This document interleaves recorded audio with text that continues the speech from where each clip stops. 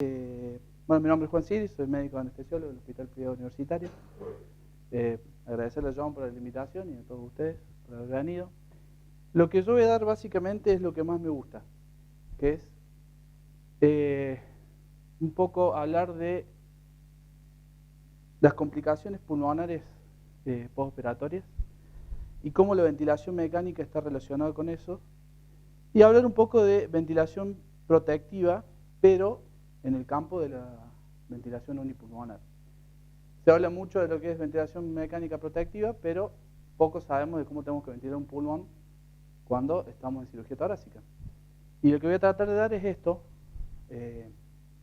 para tratar de sacar las dudas y que, bueno, es un tema que a mí me apasiona y espero que les pueda dejar claro. Complicaciones postoperatorias pulmonares, la relación con la ventilación mecánica. ¿Qué sucede cuando ventilamos normalmente? Y lo puse a propósito entre comillas, ya van a ver por qué. Los cambios intraoperatorios del sistema respiratorio. La fisiopatología del ALI y el BILI, las recomendaciones ventilatorias generales. La fisiología de la ventilación unipulmonar. La fisiopatología de la BILI en la ventilación unipulmonar. Las estrategias protectivas unipulmonares, ya sean ventilatorias o no ventilatorias, y ahí no ventilatorias tenemos varias. Vamos a mostrar un poco lo que es la analgesia, el manejo de la hidratación y muy poquito de las ventajas de hacer cirugía por video y que no sea convencional. Y al último, cómo ventilo yo todos los días a mi paciente tórax, básicamente. Entonces tenemos que empezar a conocer el enemigo. Este año salió este artículo que habla un poco de las complicaciones pulmonares postoperatorias y cómo influyen desde el punto de vista de los resultados de tanto el punto de vista quirúrgico como clínico. ¿Y cómo definen las complicaciones? Cualquier complicación que afecte al sistema respiratorio después de la anestesia y la cirugía. Son definidas de forma heterogénea, ocurren comúnmente, más común de lo que creemos, tienen obviamente efectos adversos importantes y son difíciles de predecir. En el 2015, la European Perioperative Clinical Outcome consideró como complicación, y fíjense que no son poco frecuentes, son bastante frecuentes, pero es poco frecuente que nosotros les sigamos. La infección respiratoria, la insuficiencia, el derrame pleural, la atelectasia, neumotórax, broncoespasmo, neumonía por respiración, neumonía, síndrome de dificultad respiratoria aguda, el síndrome de distrés respiratorio y la embolia pulmonar. En este trabajo lo que marca es más o menos lo que es en ventilación a nivel general. No vamos a hablar de ventilación unipulmonar todavía. Entonces sabemos que a nivel mundial tenemos más o menos más de 230 millones de cirugías mayores y la incidencia de complicaciones en cirugía mayor varía entre el 1 y el 23%. Más frecuentes obviamente que las complicaciones cardíacas, y la insuficiencia respiratoria es la más común. ¿Qué impacto tienen? Bueno, 1 de cada 5 pacientes, más o menos entre el 14 y el 30%, va a morir dentro de los 30 días luego de la cirugía mayor, comparando con el 0.2 al 3% el que no tiene la complicación. Entonces tenemos una mortalidad a 90 días aumentada en pacientes con complicaciones pulmonares, la morbilidad, la estadía hospitalaria y los costos. Los costos. Esto se hizo en hospitales del Reino Unido, ¿no? ¿Cómo estratificaron el riesgo? Y esto es importante que lo sepan porque después voy a mostrar otro artículo que habla de las complicaciones y es nuevito y tienen que entender esto. Se usó el ARISCAT, que es una score de riesgo, que lo estratifica en grupos de riesgo bajo, intermedio y alto, y cada uno tiene un 1.6, 13.3 y 42.1% de incidencias de riesgo. Y este ARISCAT marca las variables independientes. No sé si se alcanza a ver, pero tenemos baja saturación, infección respiratoria en el último mes, la edad, la anemia, la cirugía intratorácica abdominal superior, duración del procedimiento y después puse la cirugía de emergencia con otra letra. ¿Por qué lo marqué así? Porque todos estos los voy a tener en mi paciente con patología pulmonar y que va a ir a cirugía, seguramente va a tener una saturación baja, porque es EPOC, o una infección respiratoria y me hizo una empiema. La edad, realmente son mayores de 60 o 55 años. Pacientes anémicos porque tienen cáncer o porque tuvieron una pérdida hemática por una hemorragia. Ya sabemos que la cirugía intratorácica o la abdominal superior es el que tiene más complicaciones pulmonares. Y la duración. Es raro que una cirugía de tórax dure menos de 2 horas, las grandes, ¿no? Entonces, ¿quién tiene más riesgo de las complicaciones? Y lo que yo hice, como el cuadro era muy grande, puse el cuadro y lo marqué con flechas rojas a los aspectos que a mí me parecieron importantes que vamos a tener en la cirugía o en la anestesia en la cirugía de tórax. Entonces tenemos que hay factores que tengan los pacientes, factores que tienen la cirugía y factores relacionados con los métodos complementarios. Entonces, para que la imagen sea impactante, yo hice esto. Todas las flechitas rojas tienen algo que ver en los pacientes que van a ir a cirugía torácica. La edad, el ASA, que es siempre mayor de 2, la infección respiratoria, el cáncer, la pérdida de peso, el uso prolongado de esteroides, la hospitalización prolongada, el tabaquismo, el EPOC, asma, la insuficiencia cardíaca, el índice de masa corporal, tanto alto como bajo. Muchos pacientes con cáncer de pulmón vienen desnutridos. El fallo renal, la diabetes, el alcohol. Todos estos son factores de riesgo que los vamos a ver todos los días y por ahí no le prestamos tanta atención. Yo noté los más importantes para mí.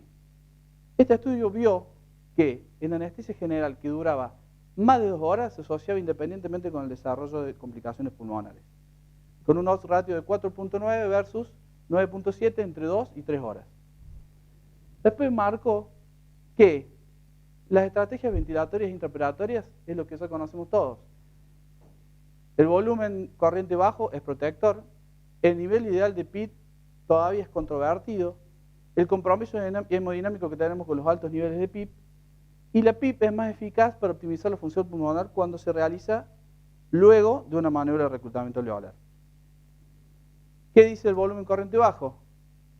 Que hay una reducción significativa de las complicaciones cuando usas volúmenes menos de 8 mililitros kilo. Los pesos extremos y el sexo femenino son factores que te confunden a la hora de ventilar. Yo le voy a poner 8 mililitros kilo a una mujer y por ahí le hago más volumen de lo que su pulmón necesita.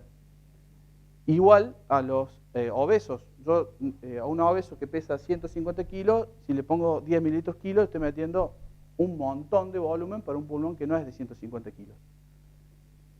Y lo que dice el artículo es que hay que enfatizarse en el peso ideal o el corregido más que en el real.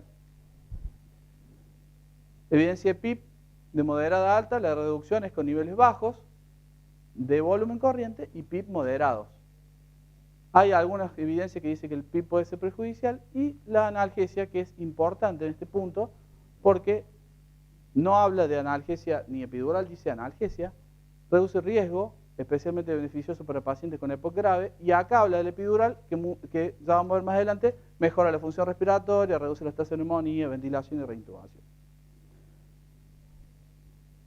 Entonces, este año sale en agosto esto, o sea, todavía no salió. Se venía haciendo este estudio que se hizo a partir de ver cómo ventilamos al paciente en quirófano y qué pasa con la ventilación en lo que es cirugías y las complicaciones que podamos tener. Lo interesante de este estudio es que se hizo en 29 países. Es multicéntrico, prospectivo, se tomaron los datos de una semana, tiene 73 centros, 7 países fueron los que quedaron al final, pero el N es 9.864 pacientes. Lo que quería estudiar era la incidencia de pacientes con riesgo aumentado de complicaciones postoperatorias. Comparó el manejo ventilatorio y los resultados en pacientes con riesgo bajo y riesgo elevado, y lo único que a mí no me benefició es que tomaron en cuenta todos los pacientes con ventilación unipulmonar, pero después lo sacaron a los datos. Entonces, ¿para qué me sirve esto? Para ver cómo estamos parados cuando ventilamos una vesícula, o un colon, o un hígado, o una hernia. A ver cómo está el resto del mundo en base a lo que nosotros vemos. Entonces, cada uno haga su su mea culpa y piense cómo ventiló hoy un paciente y vamos a ver cómo ventilan en todos estos centros y ver cómo les va. Entonces, ¿tenemos relación con la ventilación mecánica? El riesgo se basó en los datos preoperatorios y definió de forma retrospectiva mediante el score de ERISCAT que vimos recién. Tomaron como eventos la hipoxia, el uso de maniobras de reclutamiento, reducción de presión de las vías respiratorias, sobre todo para disminuir estratégicamente la presión pico y la meseta, la limitación al flujo respiratorio, es decir, si tenía autopip o no, la hipotensión, el uso de fármacos vasoactivos para corregir esa hipotensión y la nueva arritmia, FA, taquicardia ventricular, etc. Definición de complicación lo definieron como usar oxígeno suplementario no planificado, ya sea porque tenía una PO2 de 60, menor de 60 o una saturación menor de 90, aire ambiente, un fallo respiratorio con PO2 menor a 60 o menor a 90 de saturación, a pesar de que le pusieron oxígeno, o ventilación mecánica no invasiva, o ventilación mecánica invasiva nueva o prolongada o no planeada, que haya tenido un síndrome de distrés respiratorio agudo definido por la última definición de Berlín, neumonía o neumotórax. Tomaron como outcome primario la incidencia de pacientes con riesgo elevado y secundario vieron cómo estaba el manejo ventilatorio, es decir, qué volumen corriente tenía, qué nivel de PIP utilizaban y la combinación de ambos, qué números de eventos intraoperatorios, qué número de complicaciones en los primeros 5 días y qué estadia de mortalidad intrahospitalaria tuvo. Y estos dos pacientes, los pacientes se estratificaron en dos grupos básicamente, los de bajo riesgo y los de alto riesgo. Depende del ERISCAT, el puntaje era más de 26 y menos de 26. ¿Y qué vieron? Que de los 9.413, 2.670 tenían mayor riesgo. O sea, es más o menos como decir que 28 de 100 pacientes van a tener riesgo elevado de tener complicaciones postoperatorias. ¿Cuáles eran las cirugías que más complicaciones tenían? Los trasplantes y la cirugía aórtica. Pero lo notable es que no solamente los trasplantes y la cirugía aórtica tenían mayor riesgo de incidencia, sino que también tenían mayor riesgo de complicaciones severas. Entonces, ellos tomaron como punto de corte algunas referencias. El punto de corte para el volumen corriente fue de 8 mililitros kilo. Y se dieron cuenta que la mayoría ventila con 500 mililitros. Piñón fijo. Le ponen 500 mililitros y eso significa más o menos entre 7.2 y 9.1 mililitros kilo. Los pacientes que tenían más riesgo recibieron mayor volumen corriente. Muy bien. Y el volumen corriente fue de mayor de 8 en el 43% de los pacientes con riesgo elevado versus 40%. La diferencia no era mínima. Si se fijan acá, el naranjito es el riesgo aumentado y el gris es el riesgo bajo. Más o menos tenían todos 8, 7, no había mucha diferencia. Volumen corriente, sabiendo que el volumen corriente de la ventilación protectiva es de 6, de 8 es elevado. PIP, punto de corte, 5. Bueno, la mayoría usó 5 o menos, es decir, usó nada, o 5, o 3, o 2. No usaban PIP prácticamente. Los pacientes con mayor riesgo de complicaciones recibieron mayor nivel de PIP, que es lo que uno podría llegar a pensar, pero también la diferencia clínica fue mínima. Es decir que ya vemos dos parámetros de ventilación protectiva que no le están dando mucha bolilla. La mayoría lo ventilaron por volumen. Los que tenían mayor riesgo a ritmos respiratorios similares, la frecuencia respiratoria no variaba mucho, pero sí tenían mayores picos de presión. Y ya vamos a ver por qué. La maniobra de reclutamiento alveolar se utilizaron en pacientes con mayor riesgo y fíjense acá. Los que tienen alto riesgo tenían más o menos, el punto de corte es 20, el 63%, una presión pico de 20 por ahí, y los de bajo riesgo, el 73% usaban una presión pico de 20. Pero si yo me voy al 73%, los de alto riesgo tenían una presión pico de 25, 24, bastante mayor. Y aparece este término, que está ahora bastante de moda, sobre todo en los tratamientos de lo que es ventilación protectiva y síndrome de distrés respiratorio agudo, que es la driving pressure o la presión de empuje, que es la presión que yo realmente voy a tener en el alvéolo para ventilarlo. La driving pressure pusieron como corte 12. ¿Qué es la driving pressure? Ya hablo 2 minutos. Básicamente es la diferencia entre la presión plato y la PIP. Y vamos a ver un gráfico que lo va a describir mejor. No se calculan todos porque no todos registraban la presión meseta. Si vos no tenés presión meseta, no podés calcular qué driving pressure tenés. Entonces, únicamente fue el 60. La driving pressure fue más elevada en pacientes con mayor riesgo. La diferencia fue mínima, pero esto quiere decir con esto. La driving pressure fue mayor en los pacientes con mayor riesgo. ¿Qué es la driving pressure? Si yo tengo, por ejemplo, un paciente que tenga un PIB de, no sé, 2, y acá tengo 15, este alvéolo que está acá colapsado se va a ventilar hasta 15 y el estrés que va a sufrir va a ser mucho mayor que este que está ventilado a partir de 8, 7, va a llegar a 15. Entonces la diferencia entre el plato y la PIB se vio que está relacionado. Primero lo empezaron a estudiar en pacientes con síndrome de distrés respiratorio. ¿Por qué? Porque no es lo mismo la presión que voy a tener en un alvéolo ya abierto, y que lo mantienen abierto, con otro que lo abro desde el colapso hasta 15, 16, 18. ¿Estamos? Este artículo habla de 3.562 pacientes, la toma como variable independiente asociada a la sobrevida, a la driving pressure. La disminución fue la variable ventilatoria que mejor estratificaba el riesgo y la disminución de la driving pressure se asocia con el aumento de la sobrevida. Miren, si yo tengo una driving pressure de 35 en un estudio multivariado de muerte hospitalaria, el riesgo es este. A medida que voy descendiendo la driving pressure, el riesgo disminuye. Y el punto de corte está acá, más o menos entre 15, 12. Este otro artículo salió este año, donde miden plató y driving pressure en pacientes con síndrome de distrés respiratorio. Sobrevida, días luego del síndrome de distrés respiratorio agudo. Lo azul y lo amarillo, lo azul es plató menos de 30, driving pressure menos de 19.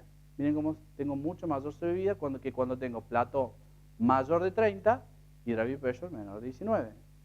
Entonces me dicen, a mí que me sirve el síndrome de distrés respiratorio si yo hago anestesia. Bueno, listo. Ahí tiene el artículo en anestesia general. Se empezó a valorar, si yo veo la presión de empuje, también tengo una relación directa con las complicaciones. Y acá tengo el odds ratio a tener complicaciones postoperatorias. Se arma un grupo que tenía PIB bajo, que tengo una odds ratio de 1. Si bajo la driving pressure, miren cómo baja el odds ratio. Si no la cambio, se mantiene igual, pero si aumenta casi el doble o el triple. Ya vamos a ver qué tiene que ver la driving pressure y cómo ventilamos todos los días a los pacientes. Entonces, los resultados de este estudio del British Journal salió que dice que los pacientes con riesgo elevado desarrollan con más frecuencia complicaciones y eventos intraoperatorios. ¿Cuál fue el principal? La hipotensión. Y dentro de las complicaciones tiene que necesitó oxígeno, que hizo insuficiencia respiratoria y que necesitó ventilación mecánica. Las complicaciones severas ocurrieron en el 2.8 de la totalidad de los pacientes, 14.5 de los que tienen alto riesgo versus 1.6 de los que tienen bajo riesgo. Pacientes con mayor riesgo tuvieron una tasa de mortalidad mayor y obviamente un estadio hospitalario mayor. Entonces, verde, bajo riesgo, rojo, alto riesgo. Esto es probabilidad de complicaciones, aumenta lo que tiene alto riesgo. Esto es la probabilidad de alta hospitalaria en días. Obviamente, los de bajo riesgo tienen el alta más precoz y esto es mortalidad. Los de baja complicación no se mueren, los de alta tienen muchísima más mortalidad. Hicieron un modelo multivariable y vieron que las variables intraoperatorias asociadas con complicaciones eran la presión pico y la saturación. Las preoperatorias le da el ASA, la apnea obstructiva del sueño, la cirugía de emergencia o urgencia, y las variables preoperatorias con riesgo elevada, sexo, cáncer metastásico, apnea obstructiva del sueño, cirugía de emergencia, cirugía laparoscópica. Sexo nos toca a nosotros, es más frecuente en los varones, aclaro. Y esto, de acuerdo al grupo ARISCAT, es el que tenía mayor ARISCAT va a tener mayor complicación, mayor estadio hospitalario y mayor muerte. Entonces, como conclusión, ¿qué tenemos? Hay una incidencia alta de pacientes con riesgo elevado para tener complicaciones. Gran proporción de estos pacientes reciben altos niveles de volumen corriente y bajos niveles de PIB, independientemente del riesgo de si va a tener o no complicaciones postoperatorias, no lo tienen en cuenta. Los pacientes con mayor riesgo desarrollan más frecuentemente complicaciones postoperatorias, tienen un estadio hospitalario más prolongado y aumenta la mortalidad. Y lo que sugiere este grupo de Europa es prestar más atención en el uso de modos protectivos pulmonares a la hora de ventilar. Pero dicen que faltan estudios aleatorizados en cirugía torácica, entre las que faltan en cirugías de pacientes obesos. El PROTOR va a salir próximamente, que es un ensayo clínico en pacientes sometidos a ventilación unipulmonar. Y ahí vamos a ver realmente cuáles son las variables independientes o dependientes para riesgo de complicaciones pulmonares. ¿Para qué les digo todo esto?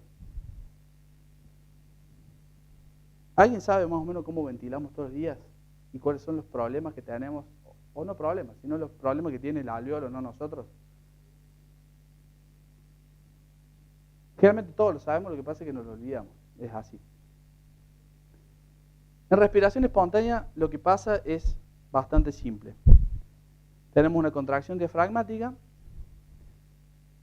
El diafragma lo que hace es disminuye la presión a nivel pleural, disminuye la presión a nivel alveolar, disminuye la presión en la cavidad y por diferencia de presión entra el aire al alveolo.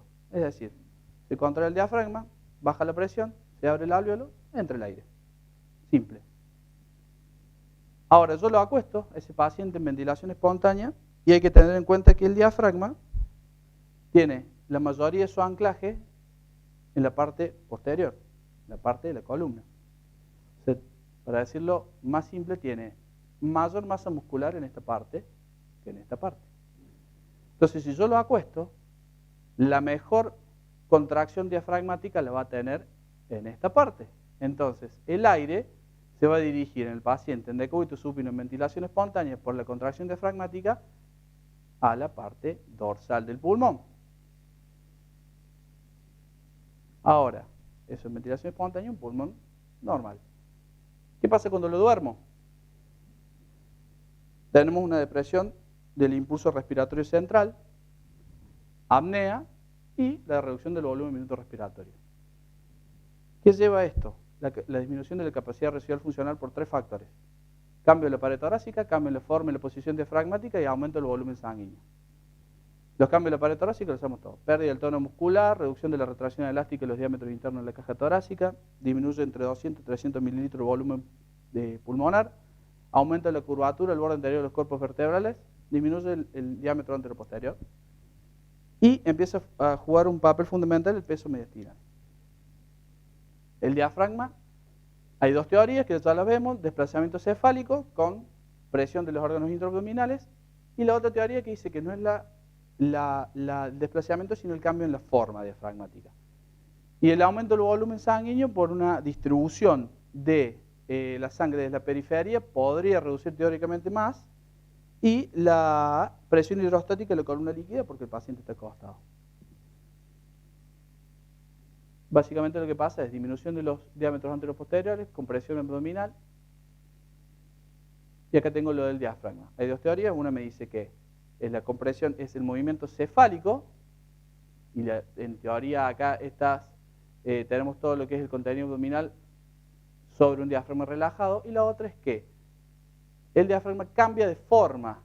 Es decir, la parte cefálica, la única parte cefálica, el movimiento cefálico es la parte dorsal y la parte ventral hace un movimiento, digamos, hacia caudal. Hace esto. Entonces volvemos, ahora lo duermo al paciente. Y recordamos que la mayor parte de la masa muscular diafragmática está en la parte posterior. Entonces cuando yo lo duermo al paciente y lo pongo en ventilación mecánica, lo que hago es exactamente lo contrario que hago cuando está en respiración espontánea. Le meto presión positiva. Y si se abre un alveolo, bien. Y si no, vamos a ver qué pasa. Cuando yo pongo presión positiva, la impedancia a vencer en esta zona es mucho mayor, porque tengo mayor masa muscular. Entonces el aire, por esta razón y por una cuestión atmosférica, va a tender a ir hacia la parte anterior del pulmón. Y eso, más todo lo que vimos de la pérdida de capacidad residual funcional, va a llevar a que pase esto, que es la famosa atelectasia. La atelectasia es el colapso de la unidad alveolo-capilar. Pasa en el 90% de las anestesias generales. Puede llegar a ocupar entre el 15 y el 20% del área pulmonar total y es el efecto más significativo en la reducción del volumen pulmonar. Y pasa, hay 3 mecanismos, que es por compresión, por alteración del surfactante y por absorción. Por compresión, lo que vimos recién, reducción de la presión transpulmonar, diafragma, la alteración diafragmática, la disminución de la capacidad residual funcional, peso mediastino, el peso de la caja torácica y la columna hídrica sanguínea. La alteración del surfactante, la anestesia general altera la liberación del surfactante y también tenemos por factores mecánicos que ahí lo voy a describir un ratito. Y la absorción es por absorción del oxígeno, son las famosas atelectasia por reabsorción, cuando ventilamos al paciente con FiO2 elevada en una unidad alveolo capilar parcialmente cerrada, se colapsa el alveolo una vez que vaciamos esa unidad y le cambiamos la constitución al alveolo. Entonces, ¿qué pasa?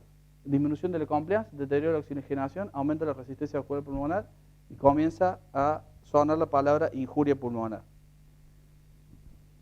Esto, básicamente, es igual a decir esto. Yo voy a tener un pulmón que voy a tener una zona con colapso alveolar en expiración y en inspiración, una zona que voy a tener colapso de la pequeña vía aérea y acá voy a tener colapso o sobredistensión con el aumento de una palabrita que es el shear o el cizallamiento entre las dos unidades alveolares y voy a tener sobredistensión de los alveolos. Entonces se vio que hay 3 tipos de unidades alveolo-capilares. Esto es inspiración y esto es expiración, no al revés, perdón, inspiración, expiración. Tenemos el alveolo que no se modifica ni en inspiración ni en expiración. Tenemos el alveolo que en inspiración se sobredistiende y en expiración se colapsa. Y tenemos el alveolo que directamente está colapsado y se sobredistiende en inspiración. Esto se llama heterogeneidad ventilatoria. Tengo un pulmón totalmente heterogéneo. Si yo tengo un pulmón heterogéneo, el aire va a tender a ir hacia los lugares que es más fácil entrar. Entonces, resumiendo, anestesia general y la ventilación mecánica disminuye la capacidad residual funcional, se forma una atelectasia, heterogeneidad ventilatoria y me pasan 2 cosas. Reclutamiento tidal sobre distensión tidal. ¿Qué es esto? Apertura y cierre cíclico de unidades pulmonares en el límite entre tejido normalmente aireado y colapsado. Cizallamiento repetitivo. Y las sobredistensiones, flujo inspiratorio se dirige hacia las partes que los pulmones están abiertos. Donde es más fácil puede entrar el pulmón es el alveolo abierto. Los alveolos se sobreinsuflan y empieza a aparecer el estrés tisular. Estos conceptos salen en todos lados y por ahí no entendemos mucho qué significan. El estrés es la tensión, el strain es la deformidad, el stretch es el estiramiento y el shear es el cizallamiento. Yo voy a tener un alveolo colapsado y un alveolo abierto. Acá voy a tener cizallamiento porque este va a rozar sobre este se va a sobredistender. Va a haber lesión epitelial y endotelial. A su vez, tengo un alveolo con una complacencia disminuida, el aire va a ir más rápido, más fuerte y con mayor capacidad al alveolo que está con la complacencia más elevada. Y esto lo vemos en las lesiones o las alteraciones en el esqueleto axial, que hay sobredistensión. Entonces lo que vemos es, básicamente, este alveolo que se sobredistiende, se colapsa, se sobredistiende, se colapsa, este se colapsa del todo, se vuelve a abrir, fíjense, esto es heterogeneidad ventilatoria. Esto pasa todos los días cuando dormimos un paciente, todos los días, en cualquier cirugía, que sea anestesia general, ventilación mecánica. Fíjense, acá miren esto, colapso expiratorio, sobredistensión inspiratoria, colapso expiratorio, inspiración, se sobredistiende. Este roce genera inflamación. Este roce genera inflamación. Entonces, aparecen 2 conceptos, injuria pulmonar aguda por ventilación mecánica e injuria pulmonar aguda. 3 mecanismos, presiones pulmonares, fuerzas físicas y fuerzas biológicas. Las presiones pulmonares, vamos a tomar en cuenta la alveolar, la pleural y la presión tal pulmonar. Lo que tenemos que tener es clarísimo esto. Esto es la ecuación del movimiento. ¿Qué es lo que me dice esta ecuación? Que para que entre al aire al alveolo necesito vencer dos cosas, una resistencia y una elastancia. Y el aire entra por presión. Entonces, para que el alveolo se distienda, necesita una presión, no un volumen. Las presiones que vamos a hablar es la alveolar, que para medir la alveolar es difícil. Lo que medimos es una presión plató o meseta en volumen controlado, con flujo constante y con pausa inspiratoria.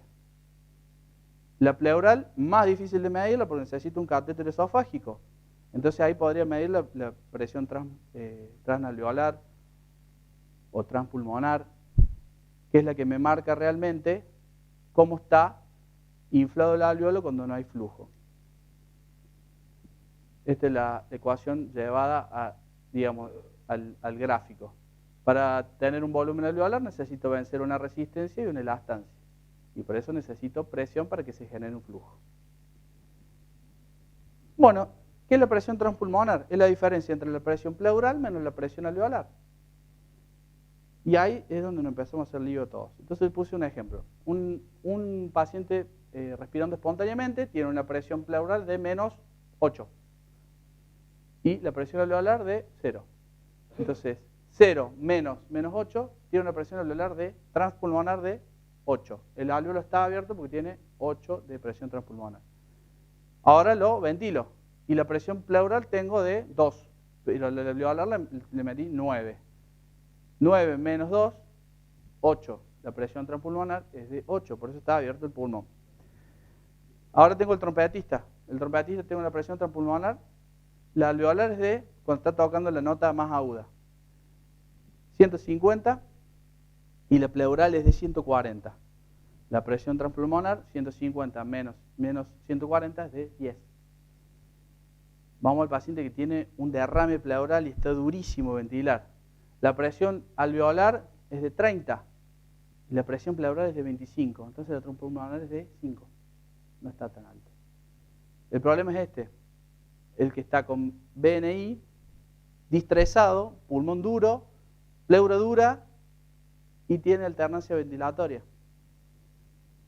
Es decir, está necesitando una presión transpulmonar muy elevada para mantener ese alveolo abierto. Tengo la presión alveolar de 10, pero la presión pleural es de menos 15. Entonces 10 menos 15 más 25. Este es el que va a tener daño. Las fuerzas físicas, volúmenes pulmonares elevados, volúmenes pulmonares bajos. Y acá empiezan los viejos y queridos conocidos volutrauma, barotrauma, atelectrauma.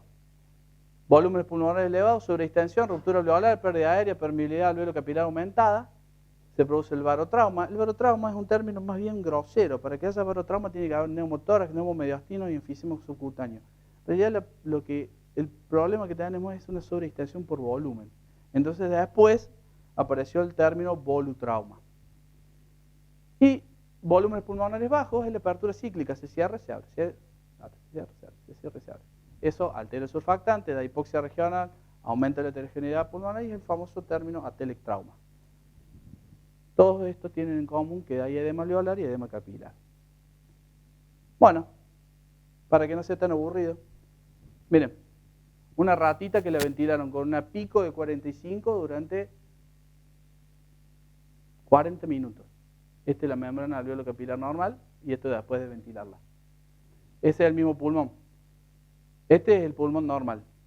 Acá es en expiración ya colapsado y con zona atelectásica y acá es ventilado por 40 minutos, 45 de pico. Esto es una membrana alveolo capilar normal y esto es luego de se desencadene la cascada inflamatoria por todo esto. Esto es infiltrado alveolar. Y seguramente va a estar lleno de líquido también. ¿Qué hacen todas estas fuerzas físicas, presiones? Llevan al desarrollo de mediadores inflamatorios. Estos mediadores inflamatorios van a generar lesión directamente en la célula o indirectamente porque activan otras células inflamatorias.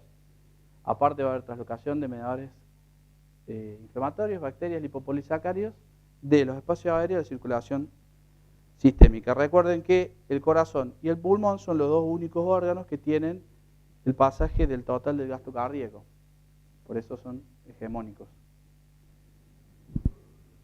Todas estas lesiones son lesiones en la cascada de inflamación con células que no vale la pena ni nombrarlo, mediadores, pero lo que tienen que ver es que el efecto es sistémico y con disfunción multiorgánica, y los órganos que más se van a ver alterados es el propio pulmón, el intestino, los riñones y el hígado. Bueno, entonces vamos a lo divertido. ¿Qué hacemos? ¿Cómo lo ventilamos al paciente con anestesia general común y corriente? Salió esta teoría de la ventilación con presión positiva perioperatoria profiláctica, que habla que tenés que tener un tratamiento preoperatorio, un tratamiento intraoperatorio y un tratamiento postoperatorio.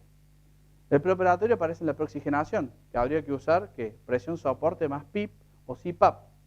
No habla de FiO2, porque ya se ve que el aumento de la preoxigenación con FiO2 elevada da telectasia. Pero ¿quién ventila o quién preoxigena con menos de 100? Nadie. Porque si tenés un problema en la vía aérea, no, lo que pasa es que no querés que se telectasie, entonces lo ventilé con 60. No. Lo que hay que hacer es que si vas a usar FiO2 elevada, tenés que prevenirlo con métodos que lo prevengan. Usar soporte si tenés la forma, y si no, con la misma bolsa le mantenés la presión, le decís respire profundo, y eso hace CPAP. En el intraoperatorio, volumen de corriente bajo de 6 a 8, PIP de 6 a 8 y manual de reclutamiento. En el profiláctico postoperatorio, si hace falta, presión soporte más PIP y CPAP. Esto es por anestesia general, común y corriente.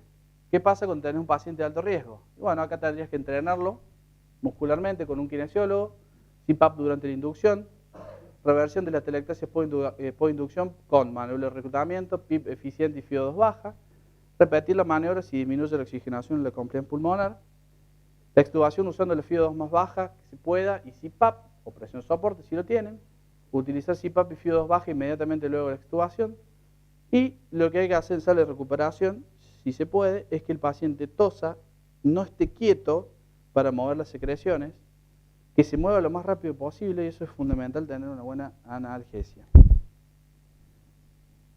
Bueno, ya los aburrí un poco con ventilación protectiva y lesión pulmonar aguda. Vamos a hablar de lo que es fisiología de la ventilación unipulmonar, más aburrido. No, mentira. Este señor es el autor de esto. Y así a simple vista, fíjense, si lo ven son las zonas de West, este es el Miller, por eso tiene la zona 4, pero generalmente sabemos que tiene 3. Y un detalle que el señor West no tuvo en cuenta es que nunca toma que hay un alvéolo colapsado, siempre los alvéolos están abiertos. El problema son los vasos sanguíneos, no son los alvéolos. Bueno, zona de West, acá tenemos colapso vascular, con aumento del espacio muerto. Esta sería la zona 2, donde todos deberíamos ventilar a nuestro paciente, y es más que nada relacionado con el resistor de Starling. Y acá tenemos la distensión alveolar, el colapso alveolar, colapso de la distensión de los vasos con mayor flujo sanguíneo por la columna hídrica. Ahí está. Bueno, nosotros lo vamos a ventilar así al paciente. Lo vamos a poner de costadito. Cuando lo ponemos de costado, estos niveles cambian. Lo bueno es que no cambian mucho. Entonces vamos a tener un menor gradiente hidrostático que la posición vertical. ¿Qué significa eso? Que vamos a tener menos sangre abajo. Y vamos a ver que el mayor sangre abajo significa mayor shear capilar. ¿Qué posibilidades tenemos el paciente cuando está en cirugía torácica? Estas 5. ¿Cuál nos interesa a nosotros? Cuando está el paciente anestesiado, ventilado mecánicamente, tórax abierto, y cuando está ventilado unipulmonar. ¿Cuáles son las alteraciones que vamos a tener? Colapso del pulmón no dependiente, mayor flujo sanguíneo del pulmón declive, alteración de la ventilación del pulmón declive, alteración de la relación BQ, o sea, es decir, aumento del shunt y del espacio muerto, vasoconstricción pulmonar hipóxica. Bueno, para que recordemos que es no dependiente y dependiente, el no dependiente es el que van a operar y el dependiente el que vamos a ventilar. Esto es flujo sanguíneo. Si yo tengo el pulmón no dependiente, va a ser el derecho, va a tener un flujo más o menos de 45 y el izquierdo va a tener de 55. Al revés, 35 y 65. Siempre el pulmón dependiente por presión hidrostática va a recibir mayor flujo y el pulmón derecho va a recibir mayor flujo porque es más grande. Entonces ya vayan pensando que cuando van a intubar selectivamente y van a colapsar el pulmón derecho, se le va a desaturar más rápido. Porque recibe mayor cantidad de sangre. Entonces va a haber más shunt.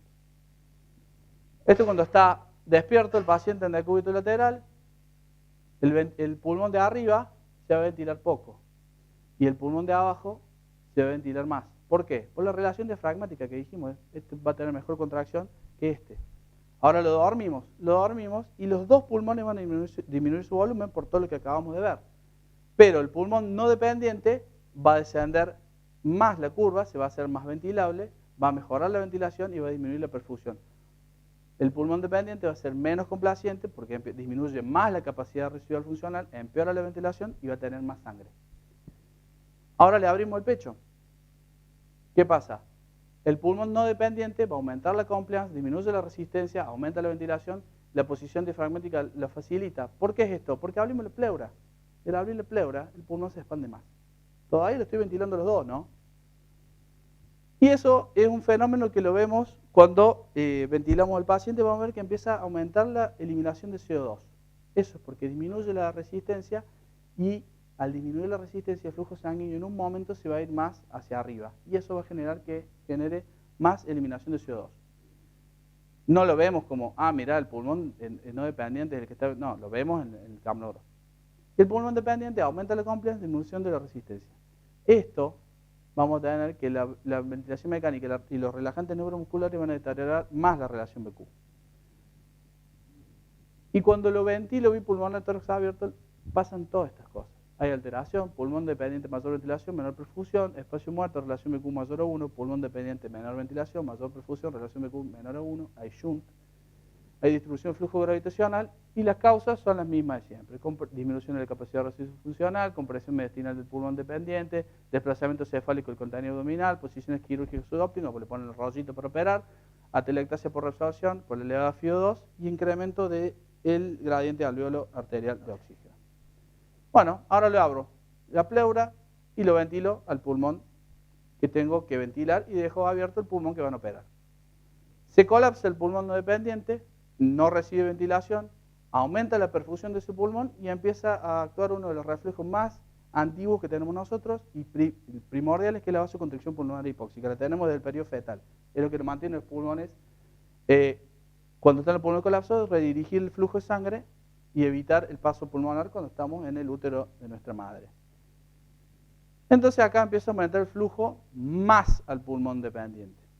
Tenemos esto en ventilación bipulmonar, el flujo más o menos se relaciona en 40-60 y el shunt es del 10%, más o menos un 5 para cada pulmón. Ahora lo abro el pulmón, la pleura, perdón, lo ventilo una sola vez y este empieza a recibir el 77% y el shunt aparece en un 27.5.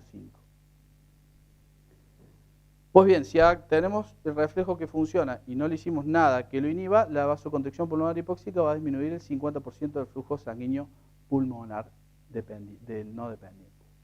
Ahora, ¿por qué se produce la fisiopatología, la bilis y la ventilación pulmonar? Por exactamente los mismos factores que en la bipulmonar. A los volúmenes pulmonares se rompe la interfase pleural y hay alteración en lo que se llama la capacidad residual funcional y la capacidad de cierre. La capacidad de cierre está acá, la capacidad residual funcional está acá, se altera. Entonces hay mayor tendencia al colapso alveolar. La capacidad residual funcional en un pulmón normal disminuye un 40% luego de la inducción. Acá desaparece porque lo colapso por completo. Hay pérdida de soporte mediastinal y diafragmático del pulmón dependiente, pero mantiene la pleura intacta. Eso me va a hacer que haya más compresión mediastinal sobre el pulmón que estoy ventilando. La compresión abdominal y mediastinal, y el pulmón depende, básicamente, para mantenerse abierto, del seteo que yo ponga en el ventilador. Nada más.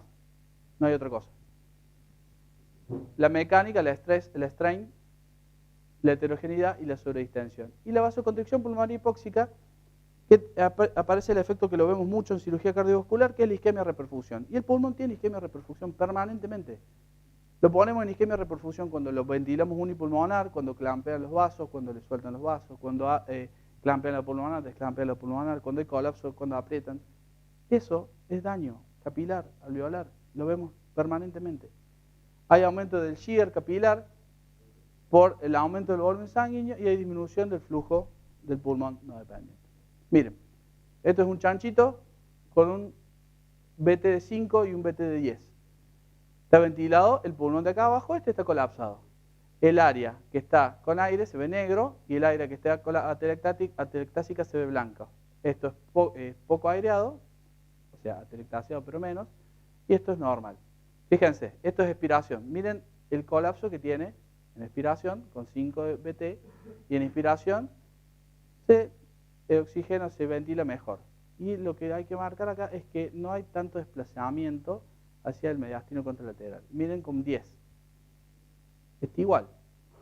Por lo menos yo lo veo igual. O sea que ponerle 5 o 10 en este estudio es igual. Pero hay mucho mayor desplazamiento y esto genera mucho mayor daño si yo le pongo un BT de 10 o un BT de 5. Bueno, vasoconstricción pulmonar hipóxica, contracción refleja el músculo liso vascular, circulación pulmonar, en respuesta a una PO2 baja. ¿Por qué le puse esto? Porque pasa que cuando lo empezamos a ventilar al paciente en ventilación pulmonar y desatura, y lo primero que hacemos, le subimos el FIO2. Subirle FIO2. Bien, yo ventilo a mi paciente con FIO2 de 0,3 a 0,6 como máximo. ¿Qué hago? ¿Por qué hago eso? Porque sé que tiene dos fases la vasoconstricción. La primera es a los segundos, máximo a los 15 minutos. Y la segunda es un poco más, de media hora, 60, y el pico la alcanza a las 2 horas. Entonces, si yo lo estoy ventilando bien a mi pulmón, no le voy a subir la FIO2. Voy a esperar que actúe la vasoconstricción pulmonar hipóxica. Una vez completamente establecida, no se relaja durante varias horas. Y eso es un problema para mí. ¿Por qué? Porque si yo tengo que hacer ventilación unipulmonar secuencial, como hacemos la segmentectomía, que primero hacemos uno, colapso el pulmón derecho, operamos, listo. Ventilo el pulmón derecho, colapso el izquierdo. La vasoconstricción ya está disparada. Entonces voy a tener muchísima saturación, un paciente está semisentado y tengo que ventilar secuencialmente los pulmones. Hay algunos que lo operan primero un pulmón, después el otro. El doctor le gusta operarlo así y hacerme sufrir. Pero no va bien. ¿Qué hace la vasoconstricción? Lo que me hace es un acople de la relación BQ regional. Esto es un mito. Los anestésicos volátiles modernos, el ISO, el SEO, el DEFLO, no inhiben la vasoconstricción pulmonar hipóxica. Sí los más viejos y ACAM elevadas. Las catecolaminas incrementan y pueden redistribuir el flujo ventilado. ¿Y qué me importa a mí? Bueno, usa NORA, hacele NORA al paciente, vasocontraerlo más y la sangre se va a ir para el pulmón que no estás ventilando. Bueno, yo uso NORA. Lo que hago, tengo cuidado. Pero puede ser una causa de que se te esté saturando, igual que usar NTG. ¿Por qué? Porque te lo va a inhibir. Y acá está uno de los que siempre me preguntan, ¿y qué hace con la hipercapnia? Porque yo los ventilos vamos a ver con volúmenes bajitos y son hipercapnias permisivas.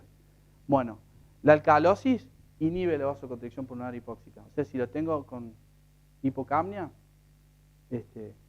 vamos a estar medio complicados. Entonces, ¿qué hago? Lo ventilo y tengo hipercapnia, que si es severa me da vasoconstricción grave. Me va a afectar la función ventricular de la derecha y el gasto. Pero si no, ya vamos a ver que la hipercapnia tiene muchos factores en la protección del pulmón y me ayuda a esto. Entonces le dije que acopla. Acá hay sangre en una zona que está poco oxigenada. Lo que hace la vasoconstricción me produce un acople de esa ventilación. Esto es el pico, empieza a los pocos minutos y se mantiene hasta 8 horas. Bueno, entonces, ¿qué le pasa al pulmón? Y bueno, al pulmón que no está ventilado, atelectrauma, reclutamiento tidal, hipoperfusión, isquemia, reperfusión, daño en el glicocálix, estrés por expansión, biotrauma, manipulación y daño quirúrgico. Y el que estoy ventilando, lesión pulmonar por volumen elevado, sobredistensión, volutrauma, lesión pulmonar por bajos volúmenes, atelectrauma, reclutamiento tidal, hipoperfusión, shiela, estrés, edema, biotrauma, lesión oxidativa, PIO2 elevada. Y a los dos, bueno, activación neutrófilo, liberación de citoquinas proinflamatorios, las ROC, puede generar efectos sistémicos y al pulmón contralateral, sobrehidratación, alteración del glicocálix, drenaje linfático alterado, alteración del glicocálix y edema pulmonar, abordaje quirúrgico, va a tener mucho que ver si hago una toracotomía o una video, y la mayoría de los pacientes vienen con quimio, radioterapia, y eso tiene incidencia de lesión pulmonar aguda postoperatoria, y el TRALI, que es por la transfusión sanguínea.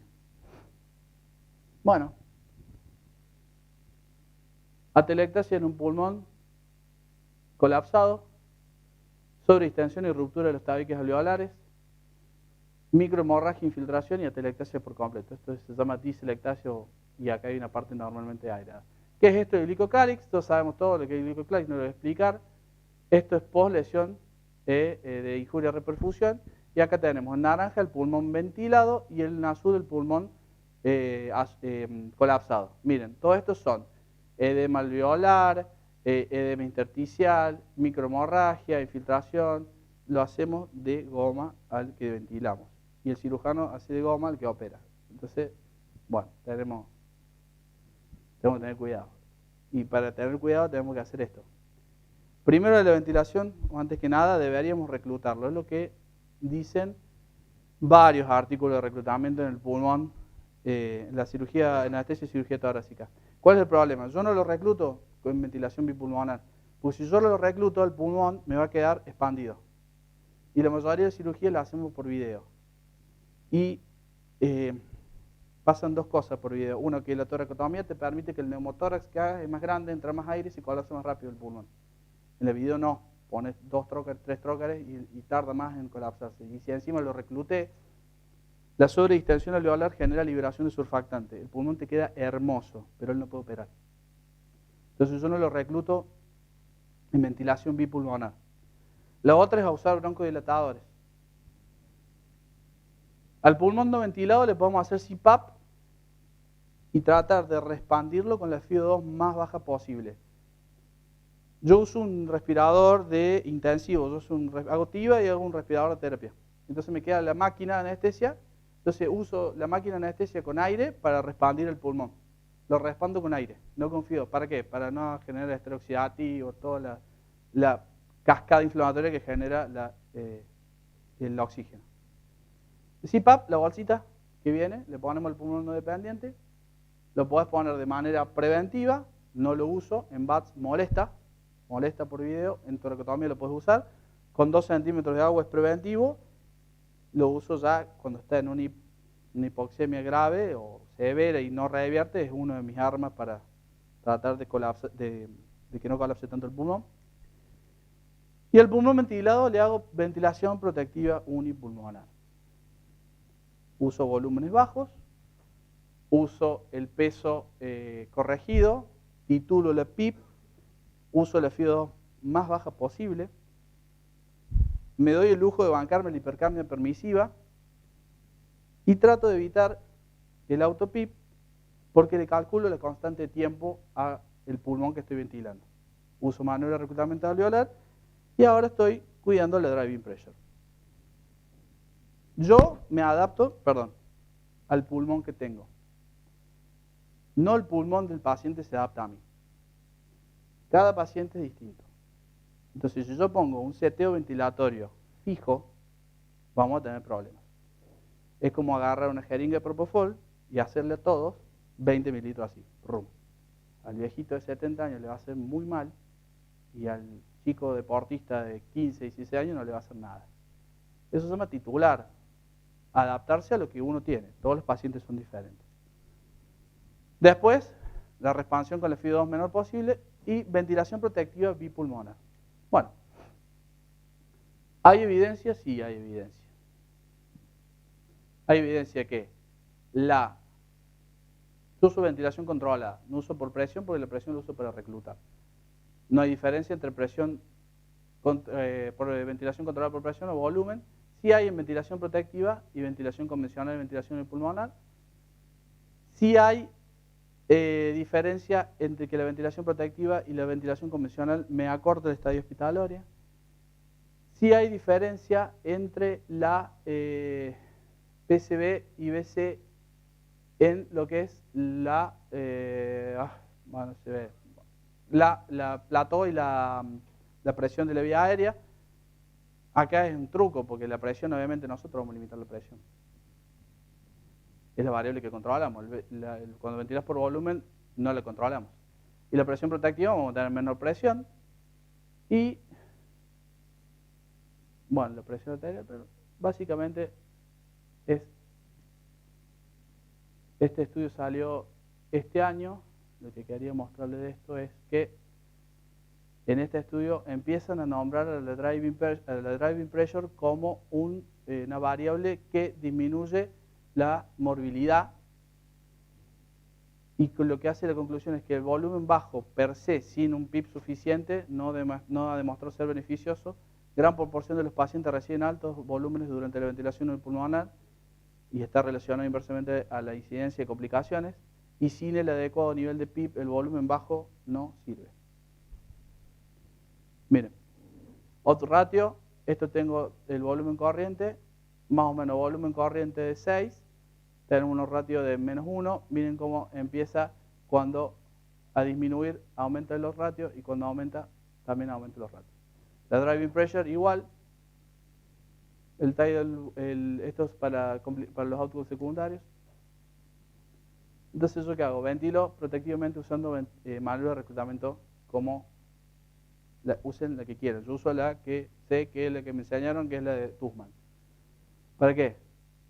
Miren, esto es 0 PIB, esto es inspiración, expiración, 0 PIB. Inspiración, expiración con PIB de 15, miren cómo cambia ya, la heterogeneidad empieza a disminuir. Inspiración, expiración con 15 de PIB y 5 respiraciones. Y esto pasa cuando lo vas a pasar al paciente y le desconectas el tubo y no tuviste la precaución de clampearlo. ¿Cómo titulo el PIB? Por la complacencia. A la mejor complacencia que tengo, perdón, lo pongo para que lo vea, porque si no, no tiene sentido. Esto es 4, esto es 20. Voy subiendo el PIB hasta que la complacencia empieza a aumentar, porque se empiezan a abrir unidades alveolo-capilares. Llega un punto que la complacencia empieza a bajar, porque aumentó tanto el PIB que está sobredistendido el pulmón. Entonces, a ese punto, cuando yo llegue a presiones máximas, 40-20, a un solo pulmón le hago 40-20, empiezo a decrecer y empiezo a titular, al punto que se llama punto de cierre. Es cuando la complacencia, que venía, no sé, en 45, bueno, acá está un poco elevado, 40, 45, me baja a 38, 37. Entonces, a partir de ese punto de PIB, que acá es 10, le subo 2 y lo dejo en 12. Eso lo hago con todos los pacientes de ventilación unipulmonar. Lo hago de rutina. ¿Para qué? Para evitar esto, las atelectasias. Miren, esto es un pulmón antes de la maniobra de reclutamiento en expiración, y esto es un pulmón luego de la maniobra de reclutamiento en expiración. En inspiración casi que desaparece, en expiración quedan estas. Y acá, esto, está lleno de atelectasias y acá completamente colapsado. Bueno, miren, ¿se acuerdan que teníamos heterogeneidad ventilatoria? Colapso en expiración, inspiración y sobredistensión. ¿Se puede apagar la luz? Así, por ahí se ve un poquito mejor. Ahí le subimos el PIB a 5. Le subimos, dijo el mosquito. Suena a manada. Esto es un conejo. Los alvéolos se abren y se cierran, se abren y se cierran, se abren y se cierran. Hay mucha heterogeneidad. Entonces le suben a 10. Ya empiezan a haber alvéolos que se quedan abiertos. Ahí.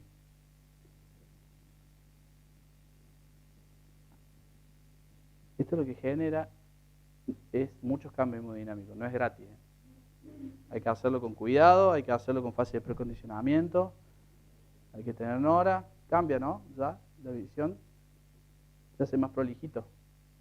Bueno, 20 de PIB. El flujo sigue entrando, pero la apertura y cierre es mucho menor. Bueno, 25 de PIB, vamos. Ya están todos casi abiertos, ya no hay sobredistensión, ya no hay apertura y cierre cíclico. Ahora yo después lo que hago es bajar y poner la PIB óptima según la complacencia que tengo. Y miren lo que pasa cuando hacemos la capacidad vital con la bolsa. Inflámelo. Esto pasa. También el reclutamiento. Lo que pasa es que no sabemos qué presión le estamos metiendo con la bolsa. Podemos estimarla y tener cuidado, pero yo por experiencia sé que he reclutado el pulmón no dependiente con volumen y metiéndole 40, 45, 50 de pico no se abre. Y le doy con la bolsa con todo y se abre. ¿Cuánto será? 80. No lo sabemos, es difícil. Y eso más oxígeno en un pulmón que ya está operado por ahí. Daño. Bueno, hay evidencia de manual de reclutamiento en ventilación pulmonar y un par. Si quieren se los paso. ¿Qué maniobras de protección pulmonar no ventilatoria? Todas esas. ¿Qué elección del anestésico? La analgesia, si usamos analgesia, la epidural torácica es gol estándar, sigue siendo gol estándar, la fluidoterapia restrictiva y el abordaje quirúrgico. Mientras menos invasivo sea el daño, mejor nos va a ir. Es así. Bueno, sabemos que, o por lo menos se supone que los anestésicos inhalatorios son protectivos. Lo usamos en anestesia en cardiovascular porque disminuye la isquemia reperfusión. Bueno, en el pulmón también se vio que hace eso. Disminuye las concentraciones alveolares de mediadores proinflamatorios en el pulmón ventilado. Hay otro artículo que habla del pulmón no ventilado. No lo puse si lo iba a hacer eterno. Deflorano y sevoflurano suprimen estas respuestas alveolares locales, pero no las sistémicas. Entonces se tomó como base un metaanálisis, uno solo, que habla que la anestesia inhalatoria se prefería por sus efectos protectores. Bueno, este es el clásico, el de Schilling. Se hizo con pacientes con toracotomía, se usó un grupo con propofol, otro con deflo y otro con sebo. La analgesia fue la misma, el volumen fue el mismo, la presión pico se ajustó de esta forma, pero se hizo un VAL. Y ahí está el primer sesgo. El VAL genera lesión. El VAL es el lavado broncoalveolar. Se hace con fibro y eso genera lesión. Entonces, una de las críticas de este artículo es que estaba sesgado porque ya nosotros producimos lesión. Pero bueno. ¿Qué vieron?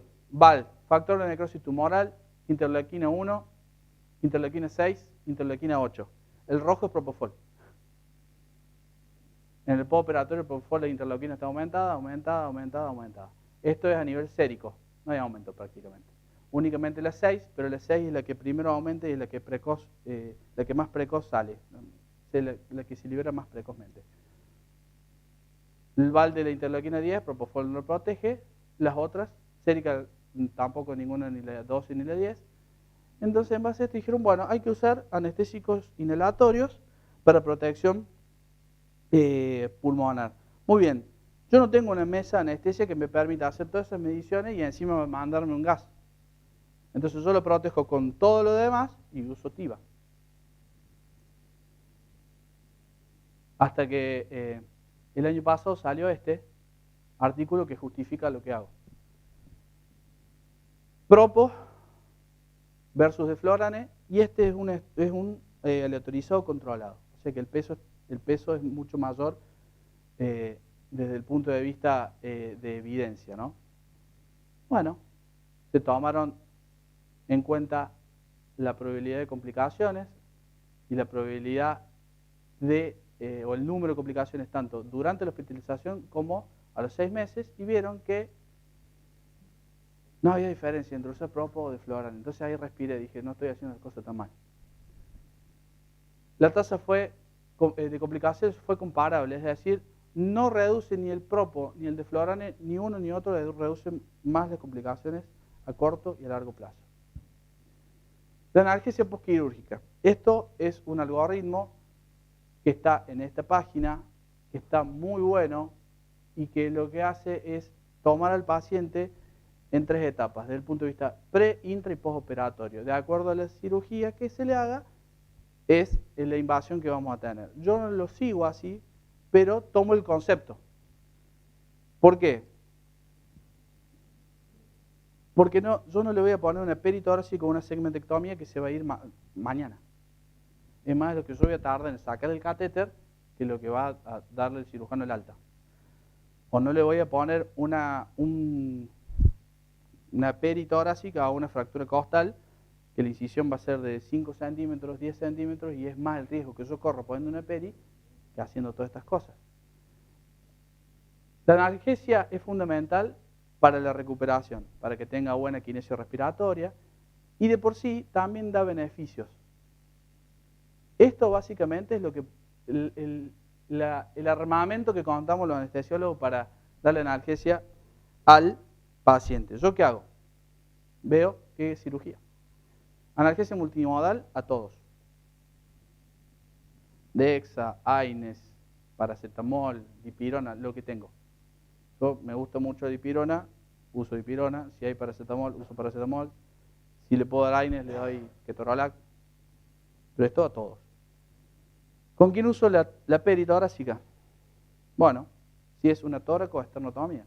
Si es un paciente que va a hacer una neumonectomía, una lobectomía o un tumor de mediastino por esternotomía o por toracotomía. ¿Qué nivel? T5, T7. En el intraoperatorio uso el lidocaína al 1% y en la sala de recuperación lo cambio y le pongo Ropi al 0,2, fentanilo 4 microgramos mililitros. Bloqueo paravertebral torácico. ¿A quién se lo hago? Bueno, me dice el doctor, vamos a hacer una segmentectomía, hay que ver el nódulo. Si el nódulo es positivo, hay que hacerle lobectomía. Bien, y si no, y queda en segmentectomía. Bueno, ¿qué hago? Le hago la peri y después le saco el catéter. Y es complicado.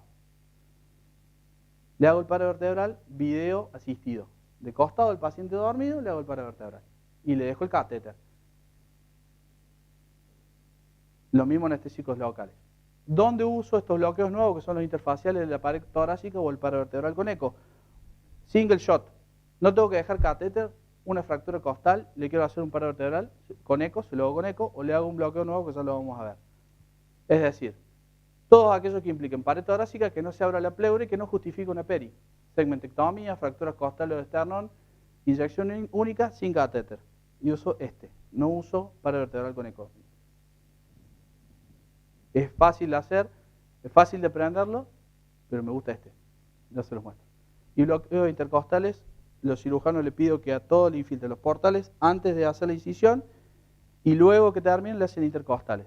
Si no usé nada de esto, con la analgesia multimodal andan muy bien. La peri, puse esto para que sepamos. Disminuye la mortalidad, mejora la función pulmonar y disminución de las complicaciones pulmonares postoperatorias, disminuye la morbilidad cardiovascular, da recuperación precoz, mejora la función intestinal, da amenorrilio, me permite que se movilice antes del paciente, me permite no utilizar opiáceos. Yo no uso opiáceos intraoperatorios en la peri, no lo uso después en el postoperatorio. Porque yo estoy usando remifentanilo, porque yo usé fentanilo y porque la lidocaína me permite tener el menor índice de hilio postoperatorio, que es uno de los anestésicos locales que mejora la función intestinal. Disminuye la respuesta neuroendocrina, inmunológica, la injuria quirúrgica, disminuye los eventos tromboembólicos y obviamente da mayor satisfacción al paciente. No sé si, bueno, al paciente dormido, me va a decir, este tipo está loco, probablemente. Le pongo el catéter y le hago el paravertebral cuando le van a hacer una lobectomía que se decidió en el intraoperatorio, o una neumonectomía, que sé que le va a doler mucho y necesito tener un catéter. Prefiero no hacer, ¿por qué no le hago peri? Dormido. Hay mucha gente que lo hace. Yo no tengo experiencia, no me animo. Y en noviembre del año pasado, creo, sí, salió este bloqueo que se llama ESPB, el Erector Spinal Plane Block, que es un bloqueo interfacial con todas las complicaciones, ventajas y desventajas de los interfaciales, que me bloquea la rama dorsal y ventral de los nervios espinales y tiene la ventaja que tiene también pasaje hacia el espacio paravertebral con algo de bloqueo simpático. ¿Para qué lo uso? La fractura costal o está indicado, esto se desarrolló en dolor neuropático. Se lo pone el paciente de costado en la sala de recuperación, en la misma quirófano, se pone el ecógrafo, se entra en plano, perdón, y acá vemos, perdón, de maestro porque si no. Lo que vamos a ver son las apófisis, el erector de la espina, el rombo del trapecio, y yo le voy a pegar a la apófisis de la vértebra que yo quiero y vamos a ver este fenómeno de hidrolocalización. Con 20 mililitros de Ropi el 0,2, Bupi 0,25, tengo la distribución unilateral como lo ven acá, este bilateral por lo operando de los dos lados. 1, 2, 3, 4, 5, 6, casi 7 metámeras. La distribución de la analgesia es esa que está más clarito, entonces me mejora hasta el dolor por la colocación del tubo de drenaje.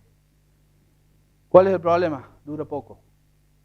¿Cuál es la ventaja? Que disminuye el consumo de analgésicos postoperatorios. ¿Cuál es la otra ventaja? Que le puede poner un catéter, se lo están estudiando. Para ir terminando, un tema controversial es la fluidoterapia intraoperatoria. Entonces tenemos que saber algo que es no es nuevo, pero ahora se puede monitorizar, que es el agua vascular extrapulmonar. ¿Y qué es eso? Es el agua que está en toda la zona fuera de esto, que es el capilar pulmonar.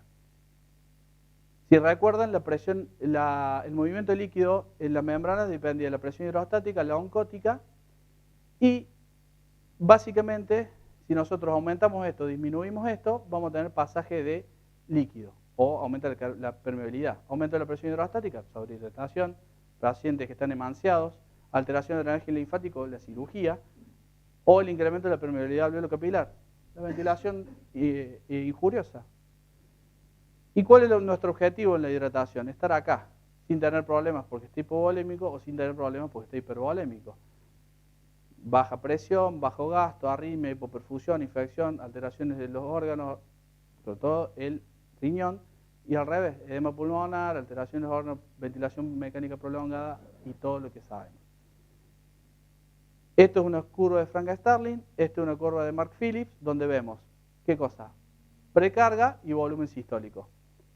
Este es lo que es el volumen dependiente o el respondedor a volumen. Yo hago una carga de volumen, el volumen sistólico tenemos que aumenta el gasto cardíaco y hay un pequeño incremento de lo que sería el agua vascular extrapulmonar. Si ya tenemos la zona de no respondedor, tenemos que, vamos a tener un poco incremento del gasto cardíaco, pero sí un alto incremento de lo que es el agua vascular extrapulmonar. Entonces me dicen, ¿y eso para qué me sirve? Para el intraoperatorio me sirve pensar que tengo que ser restrictivo con el líquido. Pensar que tengo que ser restrictivo. No significa ser amarrete, restrictivo. Si el paciente necesita líquido hay que hacerlo. ¿Y cuáles son las recomendaciones que están en la bibliografía? Basal 1.5 mililitros kilo hora, reposición de pérdidas hemáticas y déficit. Obviamente si sangre hay que hacerle sangre. El balance total en las primeras 24 horas tiene que ser no mayor a 20 mililitros kilo. Limitar los cristaloides, menos de 2 litros en el intraoperatorio y menos de 3 litros en las primeras 24 horas hasta que vuelva la ingesta oral. No nos olvidemos que la única forma que nosotros adquirimos o nos hidratamos es por las velocidades intestinales. Entonces, mientras más rápido tenga ingesta oral, mejor. Los coloides únicamente cuando hay hipovolemia real. No hace falta mantener el output urinario de 0.5 mililitros kilo. No es necesario porque el flujo de orina se modifica por un montón de cosas, no porque le falta volumen. Se modifica por un montón de cosas. Entonces, si tiene riesgo elevado de lesión renal, bueno, ahí sí, podemos ser un poco más específicos con eso. Pero si no, en un paciente que no tiene riesgo, no. Monitoreo hemodinámico, guiar el tratamiento para inotrópicos, vasopresores y fluidos. Y esto es importante. Acá está el concepto de estresar volumen. Bajas dosis de drogas vasoactivas ayudan a mantener el balance neutro en caso de vasodilatación. Noradrenalina es de elección. Agente B2 para disminuir el edema pulmonar y la cortisona para preservar el glicocálix. Eso es más empírico que otra cosa. El EB1000 te mide agua vascular extrapulmonar. El EB1000 es un monitor de Edwards que vos pones un Precept y un Volume View en la arteria femoral y esto es básicamente el mismo fundamento de medir gasto cardíaco con Swan-Ganz. Líquido frío, un termistor, te mide qué temperatura tiene acá, otro termistor acá y hace la diferencia. Lo que llega es la diferencia entre lo que empujaste y lo que llega es lo que quedó en el pulmón. Es monitoreo bastante avanzado y muy útil, sobre todo para el postoperatorio, por ejemplo, de trasplante pulmonar. Y el abordaje quirúrgico está terminando.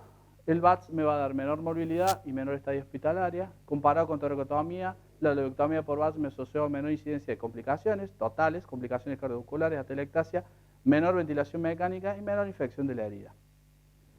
Obviamente, cuando vos haces una lobectomía por VATS o una toracotomía estándar, el dolor va a perdurar bastante más con la toracotomía. Y eso es un paciente que le duele, un paciente que no hace kinesio respiratoria, un paciente que se hace ilioparalítico porque lo llenan de morfina y vomita y empieza a tener problemas con el dolor crónico. Y bueno, todo esto siempre disminuye la cascada inflamatoria, ¿no? ¿Qué hago yo cuando lo duermo? Y esta es la parte más interesante para mí. Este cuadrito está bueno, si quieres sacar fotos, si no yo después se lo paso. Acá me va a decir las modalidades que yo voy a tener, los estadios, y esto lo puse para que tengan una referencia de cómo ventilamos con el peso ideal y ya le digo un ejemplo. ¿Con qué empiezo? Lo ventilo los dos pulmones. Con fío de 1, no, le bajo, fío de 0,5. PIP entre 3 y 10, el volumen corriente 6 a 8, la frecuencia respiratoria la adapto más que a la capnografía, que no le pongo seteo de 10, relación IE 1-2, fijo que la pico y la plató 30-20, uso BCB y el reclutamiento por intubación. No lo hago por intubación, ya acá estoy teniendo en cuenta la diving pressure. No lo hago por intubación por lo que expliqué recién. Miren, si yo tengo un paciente que mide más o menos 1,70, el peso ideal va a ser de 66. Si yo lo ventilo con 6 mililitros kilo, le tengo que setear el ventilador 396 mililitros. Y 264 si lo ventilo con 4. Bueno, lo que generalmente hago es, lo intubo, compruebo que está el tubo puesto y ya empiezo a ventilar el pulmón dependiente. Dejo abierto el pulmón no dependiente para que se empiece a colapsar más rápido. Ni lo toco el pulmón no dependiente. La única vez que lo ventilé es cuando lo ventilé con la máscara y la bolsa para antes de ponerle el tubo doble lumen. Y después lo vuelvo a ventilar cuando ya volvemos a ventilar los dos pulmones. Si no, no lo ventilo. La ventilación unipulmonar, FIO 2 de 0,4 a 0,8. Yo hay veces que llego a 0,3. Entonces, si yo tengo hipoxia, tengo un margen de 0,3 a 1 enorme para que me suba la fracción inspirada y por ende la saturación. Pero lo que tengo más en cuenta es la ventilación.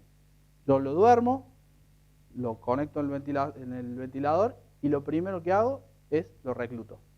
Titulo la PIP, me fijo el volumen corriente y el volumen corriente va a ser más o menos de 4 a 6 mililitros. La saturación que voy a tener va a ser de 92 a 96 y la PIP va a ser de 3 a 10. ¿He usado PIP de 12 en un pulmón? Sí. ¿Usé de 15? Sí. ¿Usé de 4? Sí. ¿Usé de 6? Sí. Es paciente dependiente. Depende de la complacencia del pulmón, la PIP que uso. No, pero ¿qué PIP ideal? La del paciente. Pero no, pues yo leí que hay artículos que dicen que la PIP es de 10 para... No, no todos los pulmones son diferentes. Bueno.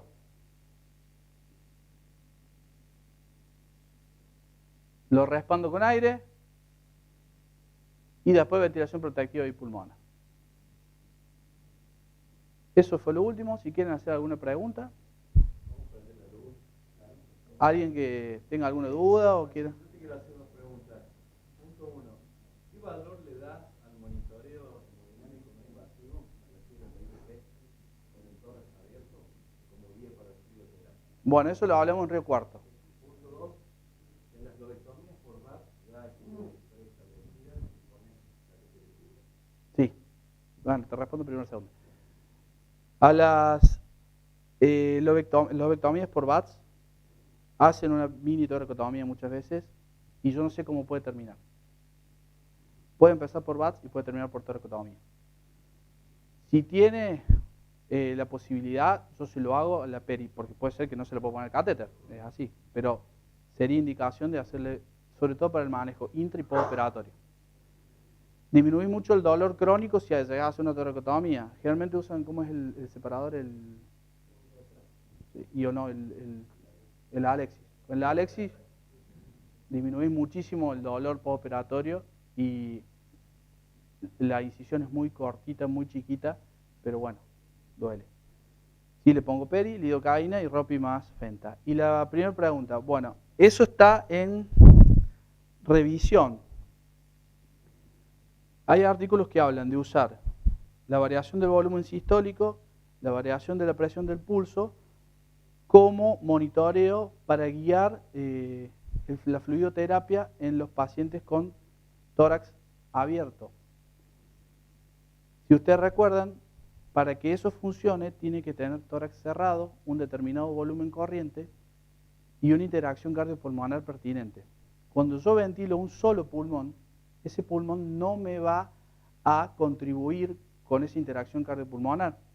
Y estos artículos se hablaron de volumen corriente de 8 mililitros para arriba. Y yo estoy hablando que estoy usando 4, o 5, o 6. Entonces salieron otros artículos que dijeron no, la variación del volumen sistólico ni la variación de la presión del pulso sirve para hidratar o para guiar la hidratación. Yo creo que todo sirve en la medida que tengamos una tendencia o Digamos, PVC no sirve para hidratar. No, posiblemente no te sirve para saber si es respondedor o no respondedor, pero sí te sirve para saber cuándo tenés que dejar de hidratar. BBS, si lo tenés, y yo lo uso. Yo tengo el monitor con BPP y lo uso el BPP. ¿Sirve? Y es una herramienta más. Hoy la evidencia te dice que está controvertido el tema por el mecanismo fisiopatogénico por el cual vos determinás la hidratación. Yo me guío más que nada por la clínica y trato de ser lo más restrictivo. Así que bueno, muchas gracias. No uso nunca. Pero yo no uso. ¿Sabes por qué? 200 microgramos, 150. Anda perfecto. ¿Por qué no lo uso? Porque si fuera una toracotomía y no tengo otra herramienta, se la hago. Pero no lo dudo. Lo he usado, no lo uso de manera rutinaria. Pero